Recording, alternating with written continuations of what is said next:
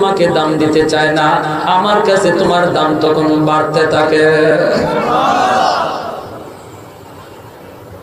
ইল্লাল্লাযীনা আমানু ওয়া আমিলুস সালিহাত ফালাহুম আজরুন গায়রু মামনুন। আল্লাহ পাক বলে, যেই মানুষটার যৌবনকালে আমি আল্লাহর গোলামি পাওয়া যায়, যৌবনকালে তারে আমার গোলামিতে পাওয়া যায়, দেখা যায়, আমি আল্লাহ রব্বুল আলামিন যৌবনের সবগুলি দাইমি আমলের সওয়াব তার বৃদ্ধ বয়সে জারি রেখে দিব। মসজিদে যেতে পারে না বৃদ্ধ বয়সে, গায়ে তার শক্তি নাই, ঘরের ভিতরে নামাজ আদায় করে, রব্বুল আলামিন ফেরেশতাদেরকে তখন বলেন, ফেরেশতারা আমার বান্দার যৌবনের আমলটা আমি আল্লাহর কাছে দেখাও, যৌবনের ফাইলটা তোমরা একটু খোলো।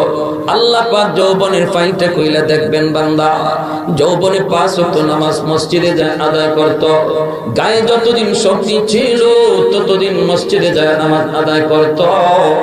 এখন তার গায়ে কোনো শক্তি নাই, মসজিদে যেতে পারে না, কোমরে জোর নাই, মাথা ঘোরায়, বের হলেই পরে যাওয়ার ভয় রয়েছে, শরীর উজর তার ভিতরে পাওয়া যাচ্ছে, এজন্য সে ঘরে নামাজ পড়তে হয়। আল্লাহ পাক ফেরেশতাদেরকে ডাক দিয়া বলেন, ফেরেশতারা শুন, আমি আল্লাহ আমার বান্দার শক্তি কেড়ে নিয়েছি, নিজের ইচ্ছায় নিজের শক্তি সে খোয়ায় নাই, আমি আল্লাহ তারে দুর্বল বানায় দিছি। যতদিন গায়ে শক্তি ছিল রে ফেরেশতারা শুন, যতদিন গায়ে শক্তি ছিল আমার বান্দার আমলনামায় মসজিদে জামাতের সওয়াব দেখা যায়। অতএব যদিও সে ঘরে নামাজ পড়তেছে, তবু তার আমলনামায় জামাতের সওয়াব জারি রেখে দাও। যৌবনের আমলের ধারাবাহিকতা তার বৃদ্ধ বয়সে জারি রেখে দাও।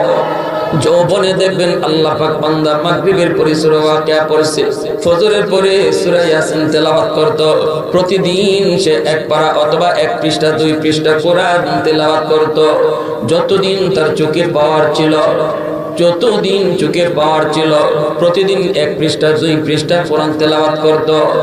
আজ আল্লাহ পাক রব্বুল আলামিন বলবেন, ফেরেশতারা দেখ, চোখের জ্যোতিটা আমি আল্লাহ কেড়ে নিয়েছি, এজন্য আমার বান্দা কোরআন তেলাওয়াত করতে পারে না, তেলাওয়াতের হরফ সে দেখে না, তাই সে তেলাওয়াত পারে না।